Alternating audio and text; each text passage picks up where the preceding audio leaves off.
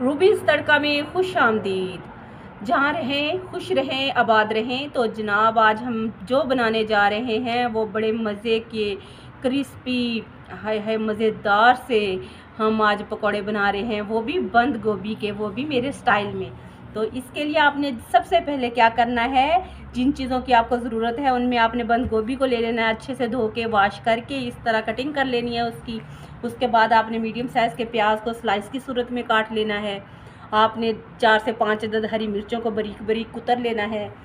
और इसके लिए जो हमें स्पाइसेस चाहिए उनमें आपने सूखा धनिया जो है उसको बड़ा चम्मच लेके दरमियाना सा कूट लेना मोटा मोटा। तो फिर दड़ा मिर्च 1 चम्मच भर के ले लेनी, आधी चम्मच नमक की ले लेनी, हल्दी ले लेनी, इसमें आपने ज़ीरा ले लेना साबुत। तो ये सब कुछ लेने के बाद आपने ये 1.5 कप आपने बेसन का ले लेना है। आपने ये हरा धनिया ले लेना है और ये नींबू का रस ऐड करना है इसके अंदर। तो शुरू करते हैं, बिस्मिल्लाहिर्रहमानिर्रहीम। सबसे पहले हमने अपने प्याज़ों को इसके अंदर ऐड कर देना है। प्याज भी इसके अंदर ऐड कर दिए और ये हरी मिर्चें भी चली गई इसके अंदर बंद गोभी के अंदर। ये हमारे मसाले जो से हैं ये सब इसके अंदर ऐड कर देते हैं। करने के बाद ये नींबुओं का रस ये आपने डाल देना। मैंने 2 नींबुओं का रस लिया है, आप सिरका भी डाल सकती हैं। इनको अच्छे से हमने इस तरह हिला जुला के घुमा फिरा के ना, तो इसको हमने 10 मिनट के लिए रख देना ताकि सब्ज़ियां अपना पानी छोड़ दें। इसके बाद हम इसके अंदर बेसन ऐड करेंगे। ये 10 मिनट के बाद हमारी सब्जियों ने पानी छोड़ दिया है। देखें अब ये देखिए किस तरह ये सारी जूसी जूसी सी हो गई हैं। अब हम इसके अंदर ये बेसन अपना जो 1.5 कप मैंने लिया वो ऐड कर देंगे।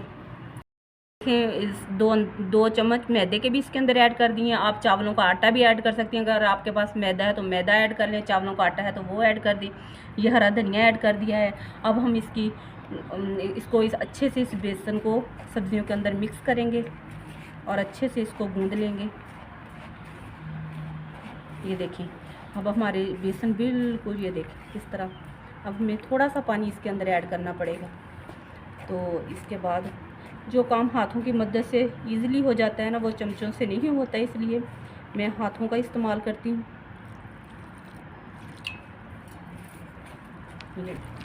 ये देखिए इस तरह का आपने बैटर तैयार करना है इसका। तो आपको अगर मेरी वीडियो अच्छी लग रही है तो आपने मुझे लाइक देना है और मेरे चैनल को सब्सक्राइब कर दें। अगर आप नए हैं तो मेरे चैनल पे तो आपने उधर अपनी राय भी दिया करें, इजहार किया करें आपको मेरी रेसिपी कैसी लग रही है, मैं कैसा काम कर रही हूँ, आपने ज़रूर मुझे कमेंट में बताना है। ये देखिए ये हमारा बैटर बिल्कुल तैयार हो गया। अब हम पकौड़ों को फ्राई करते हैं।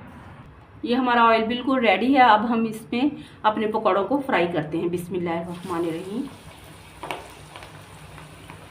इस तरह एक एक करके आपने डालते जाना है इनको।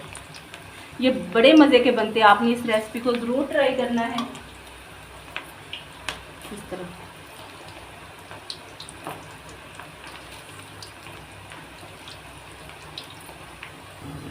आपने जब ये पकौड़े डालने हैं तो आपने ऑयल को ज़रा तेज़ गर्म करना है। फिर इस तरह आस्ता आस्ता एक एक करके आपने इनको पलट लें। ये बहुत क्रिस्पी बनते हैं, बहुत मज़े के बनते हैं। इसमें बेसन भी ज़्यादा ऐड नहीं करना आपने, क्योंकि फिर गोभी का मज़ा तो नहीं रहेगा, फिर तो बेसन का ही आएगा पकौड़ा। आपने सिर्फ इनको जोड़ने के लिए बेसन ऐड करना है कि ताकि हमारी गोभी जो सी है वो आपस में जुड़ जाए।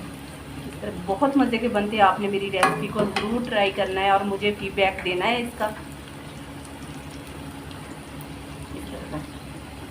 अगर आप ये तेज़ आंच पे रख के इनको पकौड़ों को डालेंगे ना, तो एक तो पकौड़े आपका ऑयल जो है वो ज़्यादा जज़ब नहीं करेंगे और दूसरा ये कि बिखरेंगे नहीं, बिल्कुल इस तरह जिस तरह आपने डाले होंगे उसी तरह बाहर आएंगे। ये देखिए अब हम इनको निकाल लेते हैं।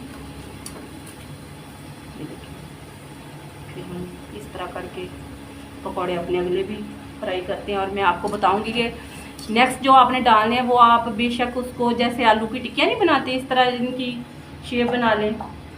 अभी मैं आपको बताती हूँ। ये देखिए आपके हाथों को ऑयल लगाने के बाद आपने इस तरह ये देखिए इस तरह हम आलू की टिक्कियाँ बनाते हैं, ऐसे ऐसे बना के इस तरह, जिस तरह चाहें आप उसकी शेप बना सकते हैं। ऐसे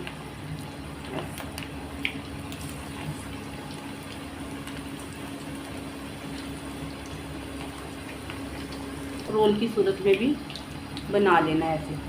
ये देखें ऐसे जैसे रोल नहीं डालते इस तरह, ये देखिए ये इस तरह 2-3 रोल की सूरत में बना रही है इस तरह। ये देखें हमारे अब बंद गोभी के पकौड़े बिल्कुल तैयार हो चुके हैं। अब हमने इनको देखें मुख्तलिफ शेपों में तैयार किया है।